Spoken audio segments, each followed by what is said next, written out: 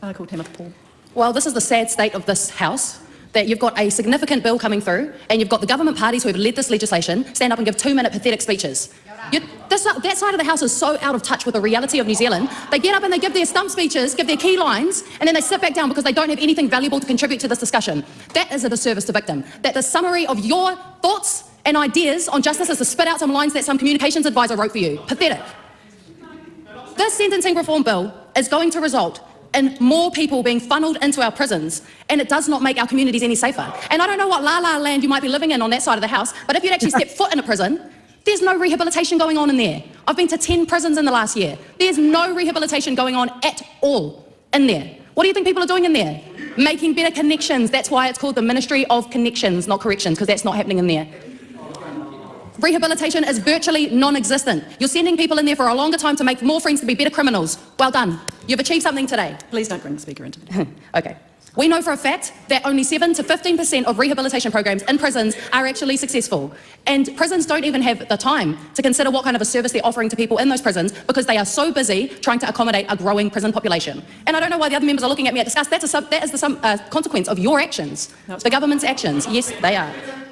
Prison capacity is the summary of your justice approach and response. It's not to address the drivers of crime. It's not to address poverty or trauma or mental health issues or drug addiction, which are the reasons that people end up in prison. Your response is to make our prisons larger. You want to make Christchurch prison larger, Auckland prison larger, and continue to build prisons.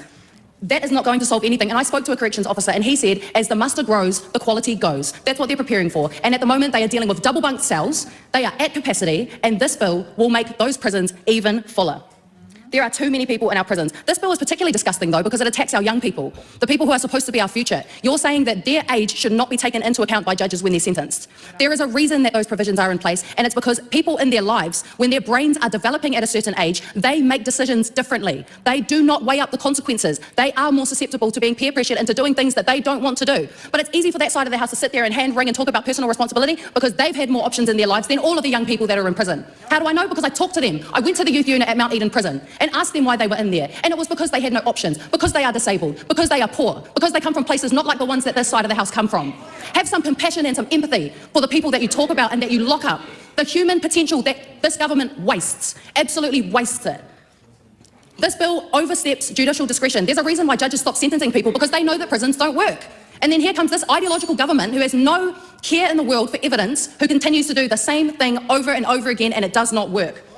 $800 million over 5 years is going into corrections. Meanwhile, our hospitals are degraded, our schools are collapsing, our public services are in absolute disarray. You spend $151,000 on locking one person up, $80,000 per person in the correction system. You spend $1,000 per person in the health budget. You spend $4,000 per person in the education budget. It's pathetic, and I know it's not where taxpayers want their money going. You guys, this side of the House needs to buck their ideas up when it comes to justice, because all it is failure after failure. It is ruining lives, it is wasting human potential, and it is not the answer. Members, before I take the next call, during the committee... Yeah, I mean, look, I know some people who are watching are going to have issues about what Tamatha said earlier in the week about police abolition, especially when we have police jumping on a plane to Australia. But she is absolutely right about how trash this bill is. We have a high rate of reoffending. Prisons are broken. They are broken. They don't deal with issues that cause crime. They deal with the aftermath of crime. And they don't do a very good job at that either. Thanks for watching. Make sure you're subscribed to our Facebook, YouTube, Twitch, Instagram, TikTok.